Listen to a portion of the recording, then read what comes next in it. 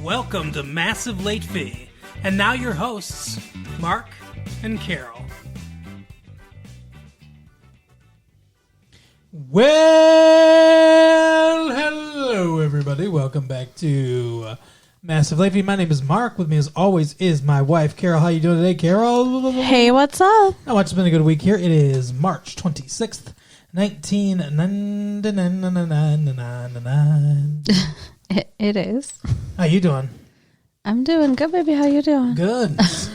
Special shout out to the Flintstones of the Michigan State Spartans making it to the Final Four. So March Madness, everyone. So we don't talk about sports. Sorry.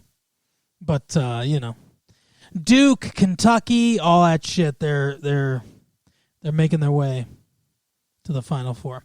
But speaking, Carol, I know you don't have anything to say about Mateen Cleaves and Morris Peterson and the Michigan State Spartans. Wait, what happened? I don't hear you. Me either. Oh, hey, there I am. Sorry, technical difficulties here. Wait, do you think we should start over? No, we don't need to start over. I hit the plug a little bit. That's all. Oh, that was you? Yeah. It was Shame mostly on just you. it's mostly just me talking about stuff you don't want to talk about anyway, so. But what you might want to talk about, Carol, is a Dex drive. What the hell is that? Well, wouldn't you like to know? Maybe. It saves you trouble. I know that. Do you know what it is? Yeah. This is from Mike Floyd, the game guy. Okay. If you're a serious gamer, I know you are, Carol, I am. then you probably use memory cards a lot to save and trade information from your favorite games. Now there's a way through devices such as InterX Dex Drive to store and organize your game saves as well as update gaming data via the internet using your PC. Sorry, Dex Drive is not available for Mac. Hooking up the Dex Drive to your PC is easy. First, you'll need an OpenCom/serial port on your computer to plug the device into. Then plug in the Dex Drive's AC/DC adapter to a power outlet. Next, download the Dex Drive software to your computer. Sounds really easy. After you've completed the setup, pop your PlayStation memory card or Nintendo 64 memory pack into the Dex Drive slot, fire up the Dex Drive software, and now you're ready to roll. Wow. One bummer, if you own a PlayStation and N64, you'll have to buy a separate Dex Drive for each system.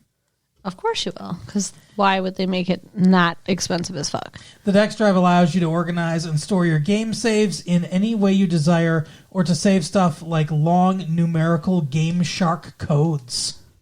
So the requirements for it is a Pentium 775, Windows 95, 98, or NT 4.0 to 2X CD-ROM 8 megabyte RAM PC port. It is $39.99. What do you think of that? What is the point? Is my question. I mean, I guess just to be able to save more, like so you don't run out of room or whatever. But yeah, I mean, $40 seems like a lot to just be able to save more games. Yeah, I don't know. I've never run into a problem where I'm like, I need more room for my Wing Commander game. I mean, I have actually had to delete some saves to make room for new saves, but like, it's not the end of the fucking world. Don't they make like a something you can like add more memory to your system or no? I guess that's what this is, but you have to do it on a computer. I don't know. Yeah, I don't know that they do that for like the PlayStation and stuff. Well, you buy more memory cards. Yeah. Yeah, because you put the memory card in and you just buy more memory cards. I don't know. I don't know. I have that for the PlayStation anyway. You can have as many memory cards as you want. Yeah. But I don't know. What I do know though is Viagra has made privates public. So it's the end of a long day and you're half watching whatever on television. During a commercial, you see a vaguely familiar face that smiles reassuringly and speaks. The voice says it belongs to Bob Dole. I'm Bob Dole. And that it wants to discuss erectile dysfunction with you. Of course. Impotence, or ED, as the malady is called by the pitchman with the Midwestern monotone, who looks remarkably like Dole. You figure you must be having an LSD flashback until you realize that you never did LSD. Well, I can't say that. And that your husband, who's sitting next to you, mouth gaping, seems to be sharing your hallucination. It hits you. This is real. You're watching the former Senate Majority Leader, a venerable war hero and politician who could have become president, calmly discussing sagging morale. Oh my goodness. I zipped through many emotions, shock, revulsion, hilarity, before being left with embarrassment and something close to admiration. Part of me has to admire Dole's courage, because men almost never talk publicly about their ... stuff. This is true. Oh, very young men, and even some pitiable older ones, brag about adventures with their thingamabobs. And then she says thingamabob doles. But once most guys pass 25, they tend to keep such things under wraps, verbally speaking. But you've never been in a locker room then, ma'am. But throughout my lifetime, the female form and its problems have been publicly and routinely discussed. So essentially, she's talking about how, because of Viagra, guys are talking about their dicks now, I guess. And their ability to get them hard or not. Interesting. What do you think about that? Any thoughts about... I mean, there's been a lot of jokes about Viagra, I'll say that. Sure. I mean, like, I guess I'm happy for the people who have that problem, that there's now a solution. Yeah, but should you always be able to have sex anytime you want? Maybe God stops you for a reason. I don't know. I mean... That's kind of shitty. How would you feel if, like, you know, someday... Yeah, one day I might need Viagra. Who knows? Yeah. And then you'd be like... I should be like, well, God just wants you to stop. Sorry. Oh. Well, you wouldn't like it either, though. What, if we stopped having sex? Yeah. No, I wouldn't. You're right. Yeah, I don't know. I don't think it's the same thing. Talking about erections and the discussion around the female form. I don't think it's the same thing. No. I agree. Like I said, though, it's become a joke, kind of, I suppose. I've seen the Bob Dole commercials, and everything. It's whatever. Do I think that he suffers from erectile dysfunction? I don't know. Do I think Elizabeth Dole is, like, going through a second green period? We don't need visuals. Now that he's taking Viagra, I don't know. Gross. But I will say this. My father, he took Viagra once. He took a Viagra pill. Only once? Yeah, it got stuck in his throat. He got a stiff neck. Oh, jeez. That's awful. I did it, everyone. That was a bad joke. I did it. Bad joke. Shame on you. What about NSYNC, Carol? Shame on them?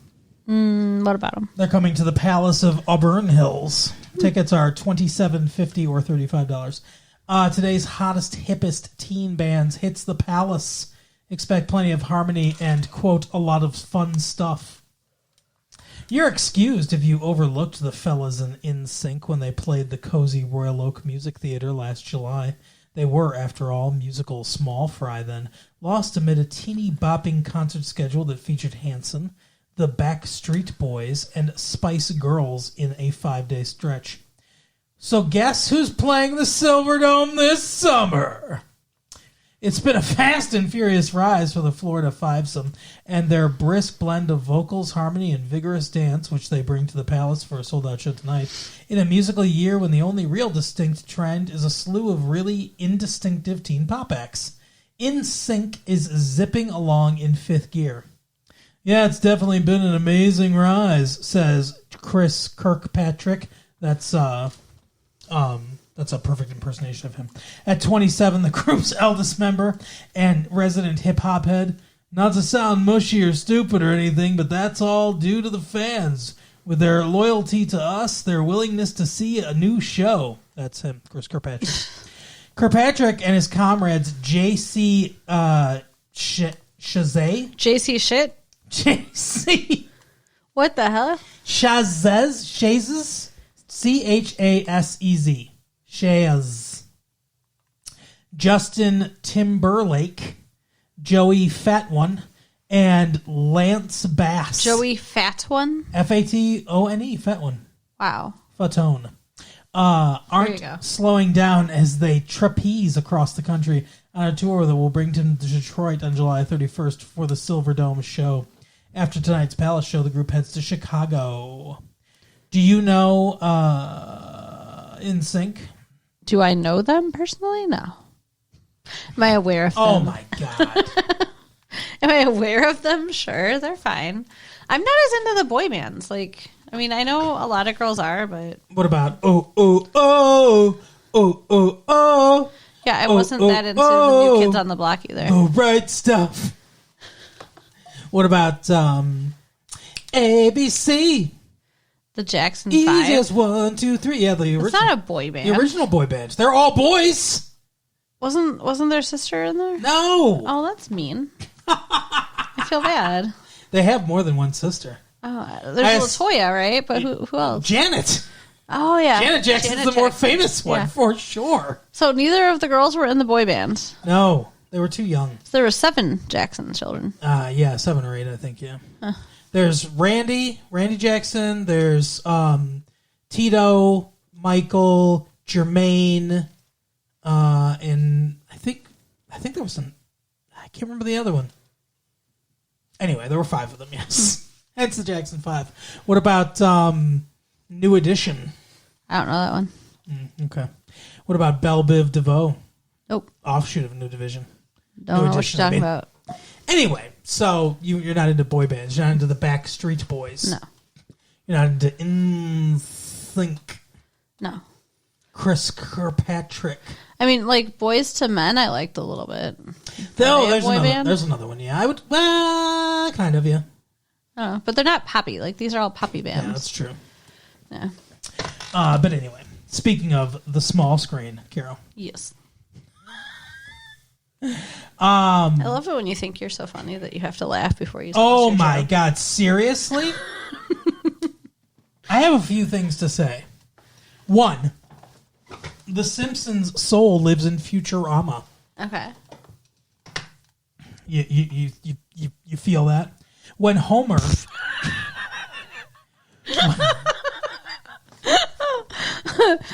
Do I? Yeah.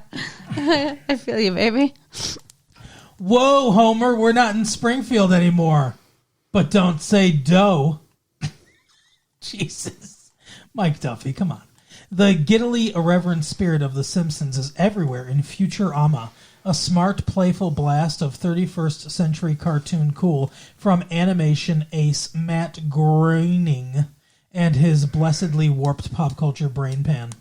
The millennium-skipping setup is zanily simple.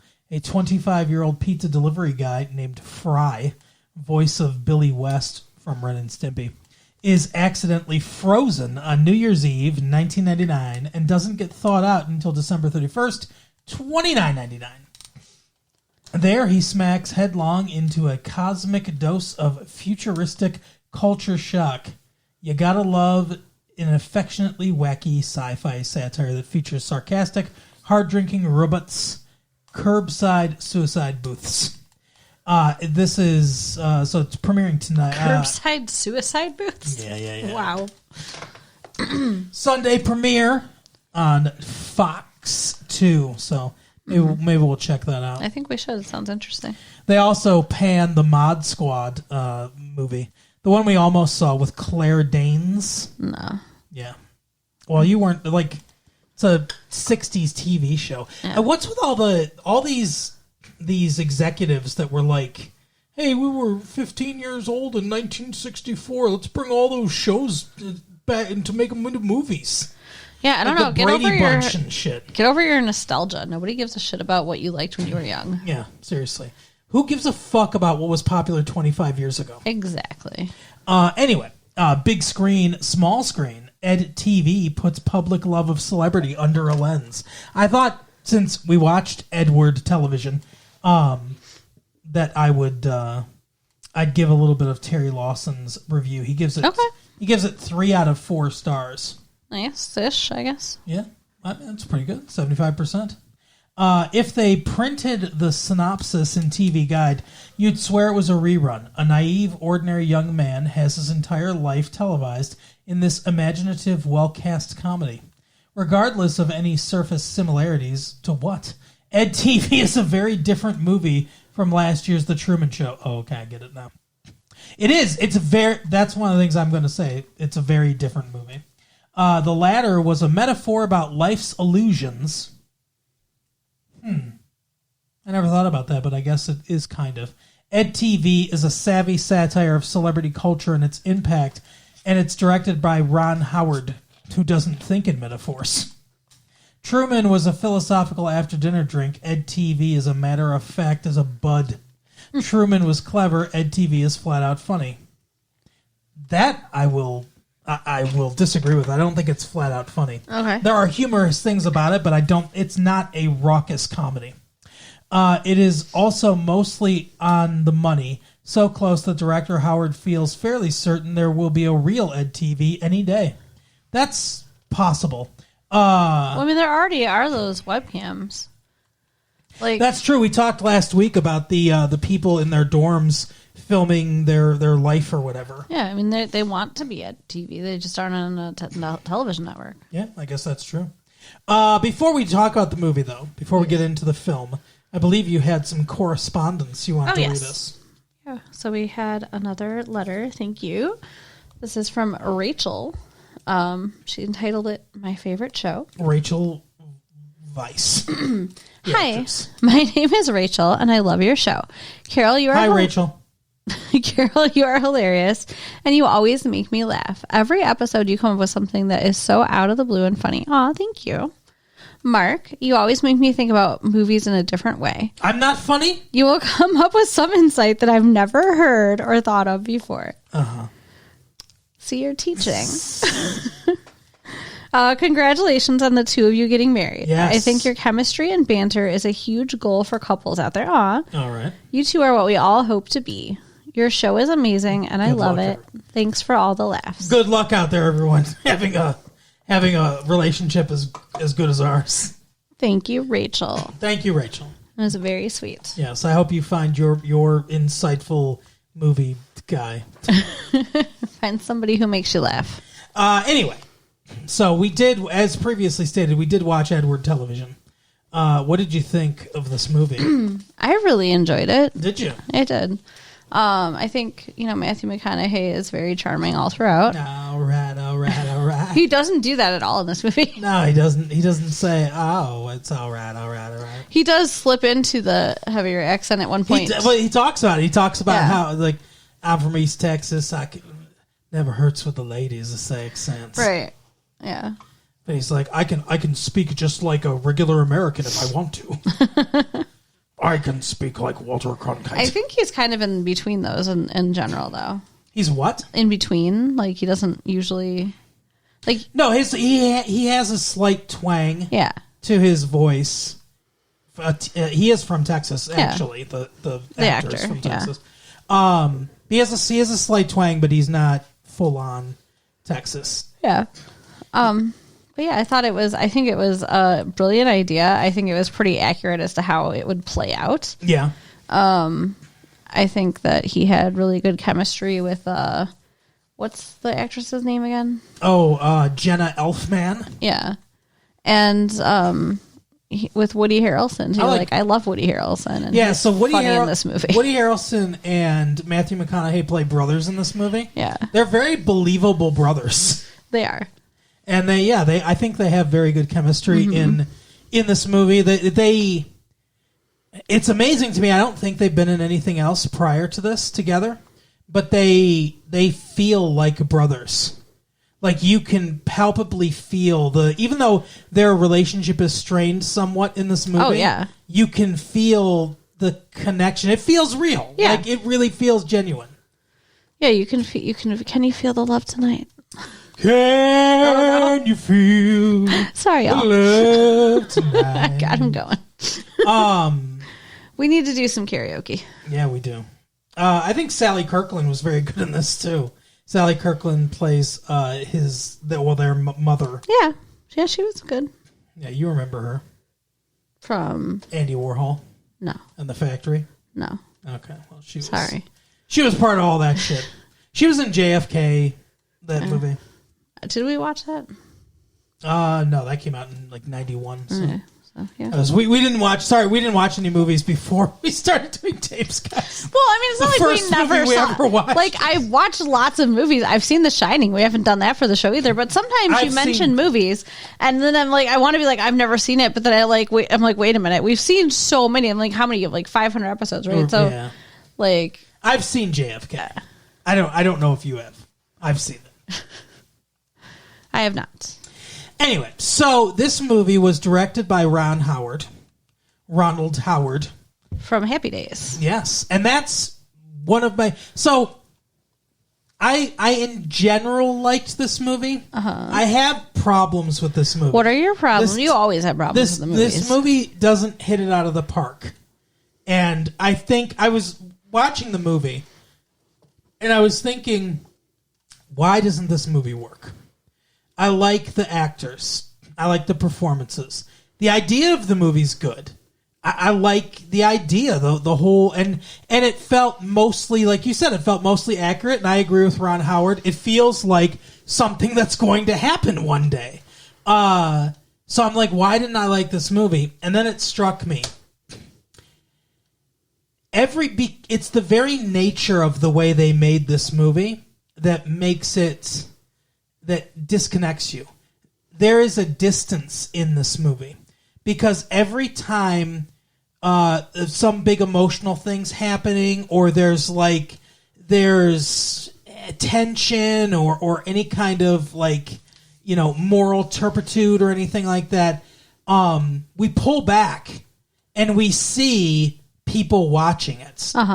We see Ellen DeGeneres watching it. She's the executive whose idea this whole thing was. Or we're introduced to a bunch of different... It's like a cross-section of... It's like somebody went into a boardroom and said, what are the different demographics of human beings in the world? We need some of all of them. Because there's a black couple, there's a gay couple, there's a Midwestern couple. There's like they have all these different demographics or whatever. But we see them watching it, or we see... Because, they're experiencing it like we're experiencing it.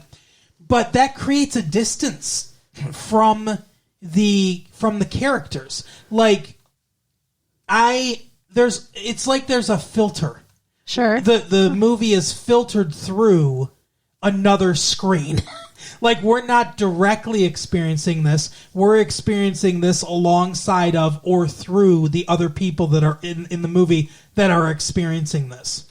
So it creates a distance between the characters and us that's hard to bridge. And every time, like I said, there were times where that artifice disappears a little bit, and we're in a scene where it's just Matthew McConaughey and Jenna Elfman, and they're having this big tense scene or whatever, this big discussion about celebrity or whatever, and we're in there with them, and then we pull back, and it pulls the rug out from under. Yeah, I get that. So that was the problem. That was the main, and it's a structural issue with the movie. The flaw of it exists because of the structure of the film, because of the way it's put together, because of the artifice of everyone watching it along with them. It's something that doesn't exist in the Truman Show, and this movie. They are very different. Yeah. They're I agree with that. They're very, very different films. But that artifice doesn't exist in there, even though he's being watched by everybody. And we do get scenes here and there of people watching him. For the most part, we're there with him through his point of view throughout the whole movie. We're outside of Matthew McConaughey's point of view a lot in this movie. And it's too much, I think. I think the movie should have been shot more specifically from his perspective. Interesting. Well, I think the big difference too, though, is like the Truman Show. He has no idea he's being filmed, whereas Matthew McConaughey, he does. He's interacting with the people watching him. Yes, he's aware of a film crew. Yeah, and part of the pulling back, it's not even always to the audience, but it's to the film crew. Mm-hmm. And I think that. I don't know. It didn't really ruin it for me because I feel like that was kind of part of it. I'm not saying it ruined it for me. I think there were some bad choices, maybe. And Ron Howard's a fantastic director. I'm not here to say Ron Howard's not good at his job, but I don't know that I 100% agree with all the choices made. I think there were times when we were really ramping up emotionally, and then we pull back. And I wanted to exist in those moments longer. I wanted that to breathe more. Like, I think it's fine to pull back to the audience watching and everything.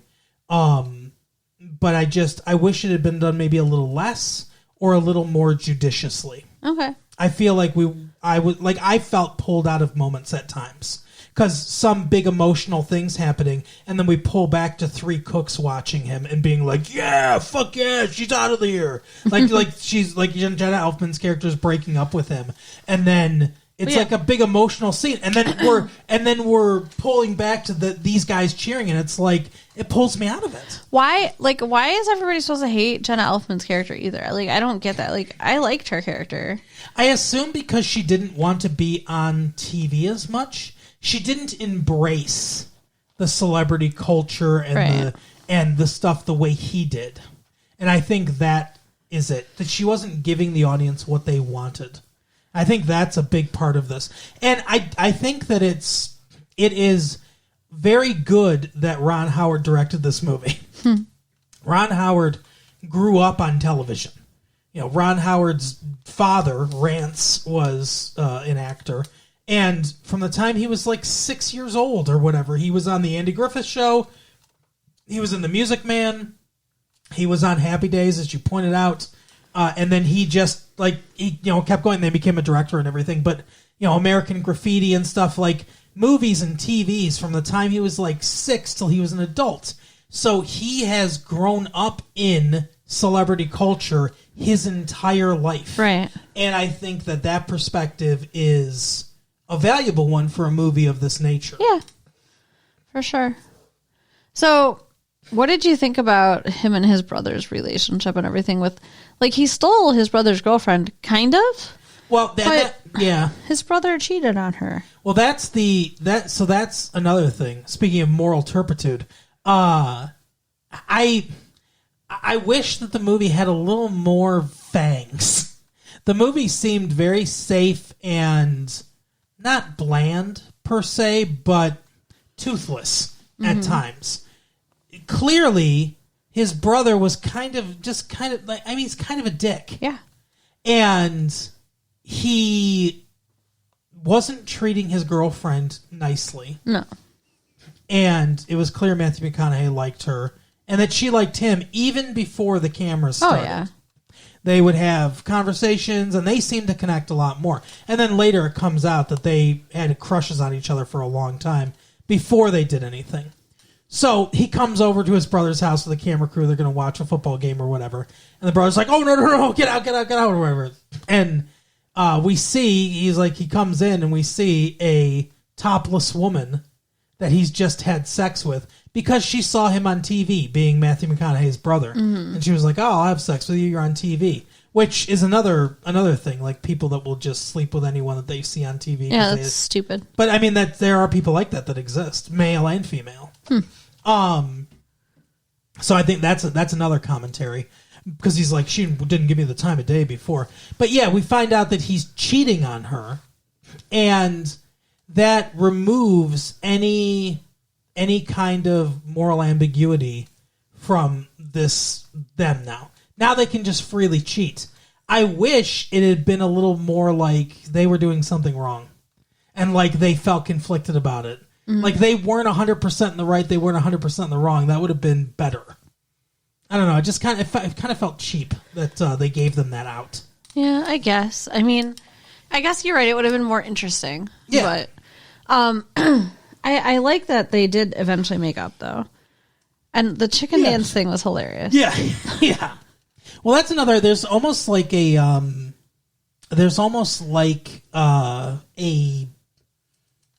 emotional shortcut or whatever, like shorthand. But that's what I mean, shorthand between the two of them, where they're just like, at one point they're like, we got to figure this out or whatever, and then they just stand there and stare at each other, and they're like, okay, let's, like we're like everyone's watching. This is one of the situations where people watching heightened the moment as opposed to creating distance in the moment.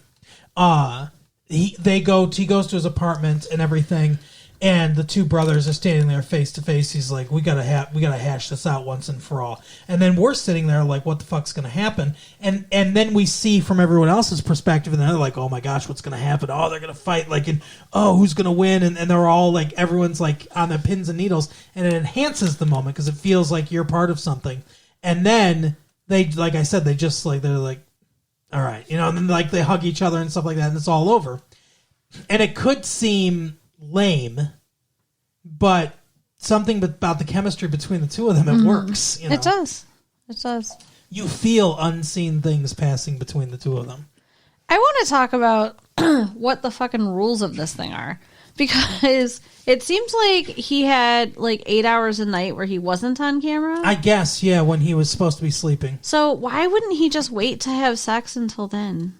You would think. I mean, like, him and Jenna Elfman look like they want to fuck, so, like, wait till the camera crew goes home. What is happening? Like, why is this an issue?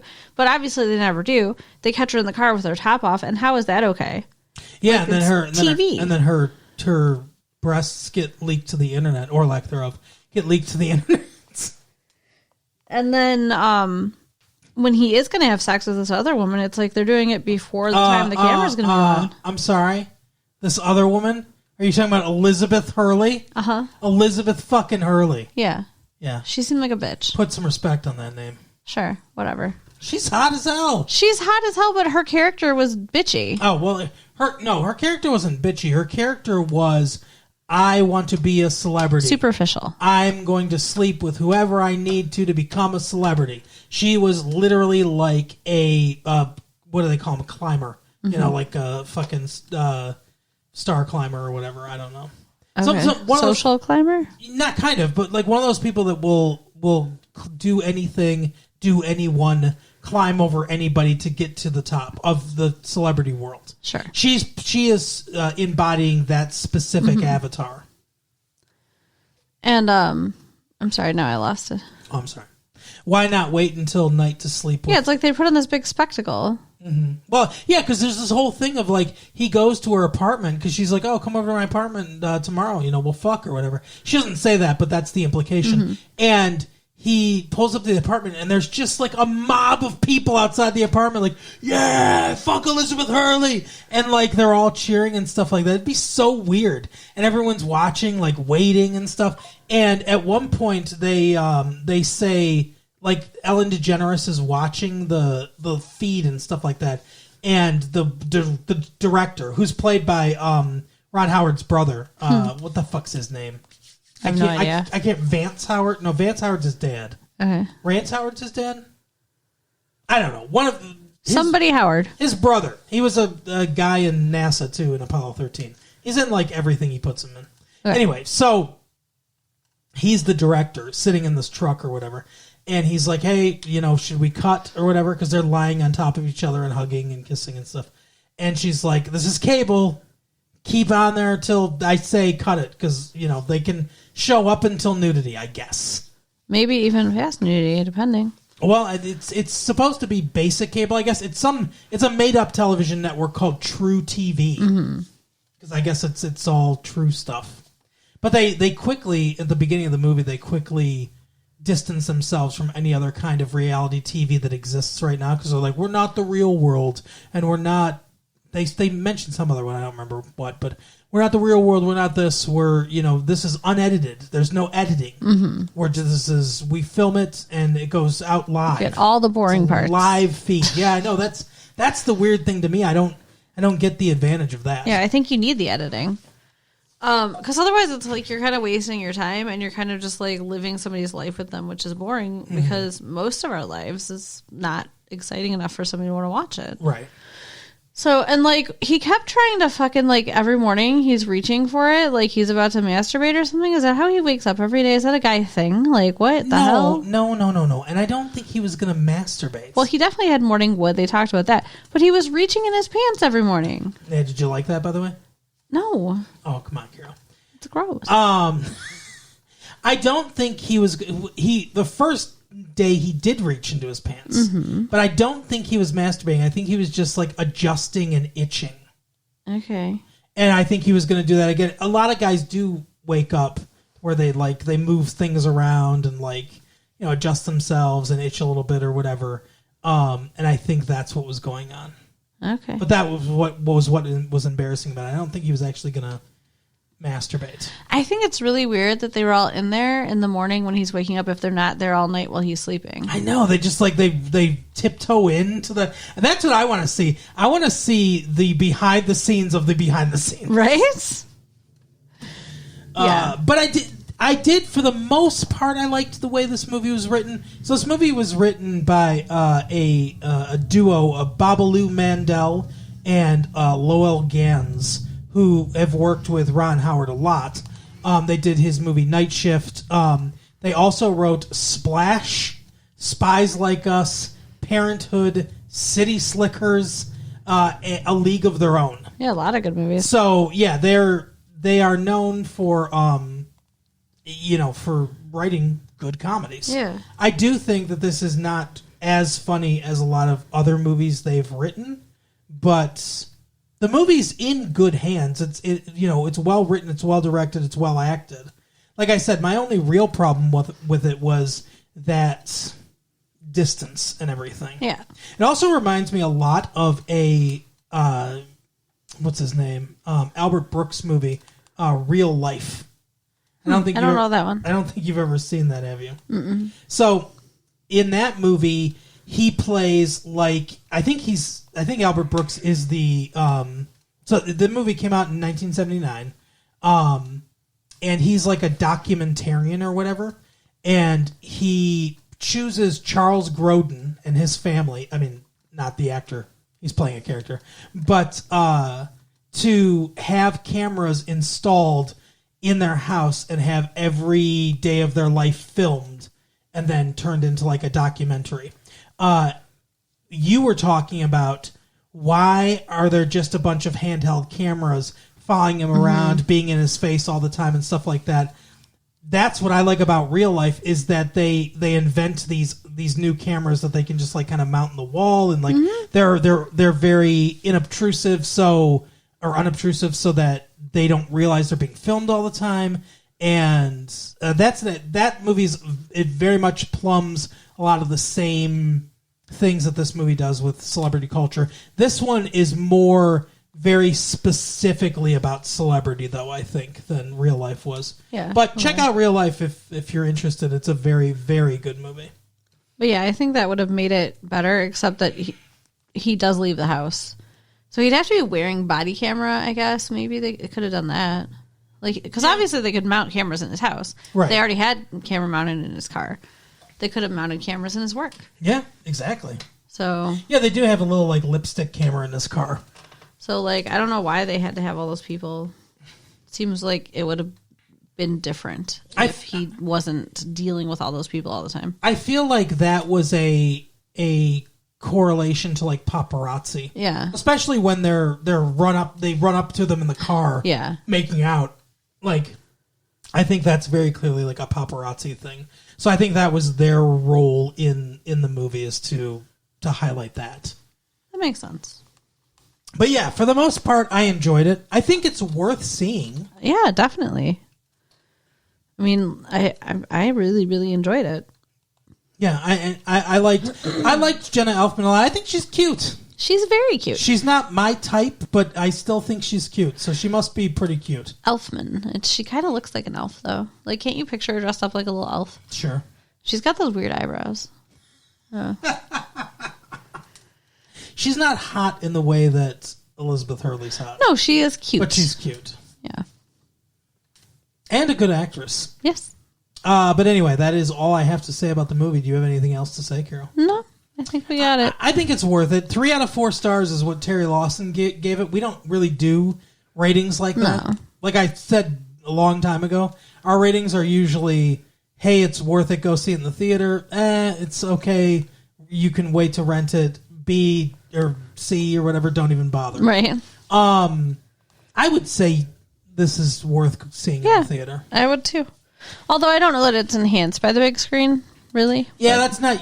Sometimes I take that into consideration, but usually when I say go see it in the theater, it's more like, hey, this is worth your time. Sure, it is, yes. But yeah, that is the show for the week. Carol, tell people where they can find insightful movie commentary guys to marry.